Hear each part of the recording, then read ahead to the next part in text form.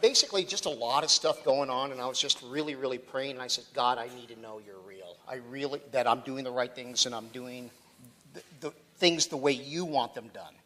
And I had student loans, and I still do, but they're federal loans, and they're getting taken care of and all that. But I did have some private student loans, 4 of them totaling $40,000, and they were through Wells Fargo, and I just really needed them. My wife was sick and wasn't working, and it was just a really, really tough time. But I took those loans, and they were just really pricey, and the interest was high, and it was Wells Fargo.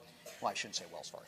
Some big private bank. But anyway, it was high interest, and I was never going to pay them off. And they ended up garnishing my check, and it was over $700 a month, and it was really hurting me, and I tried to get out of it.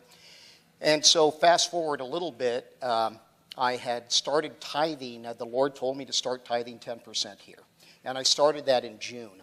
And so in November is when I reached out and said, Lord, I need to know you're real. I need to know you're hearing me. And I got this call from Wells Fargo, and they said, hey, we garnished your wages. And I said, I'm well aware of that. And thank you for the reminder. And they said, well, our attorney we were working with shouldn't have done that. And he did things that were wrong, and we made an executive decision to forgive your loans. It was approximately, originally they were $40,000, and I had paid, I'm not kidding, like 10 years, and they were up to like $56,000. And so the Lord's amazing, and just the one statement I will make, for there to be a resurrection, there has to be a death. And for me, I need to die to myself.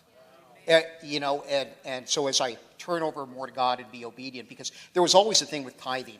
I believe in tithing, but it's one of those things where I don't have enough money to tithe. Well, if I can tithe just 10% of what God's already given me, and he can forgive all that. He can do anything. So.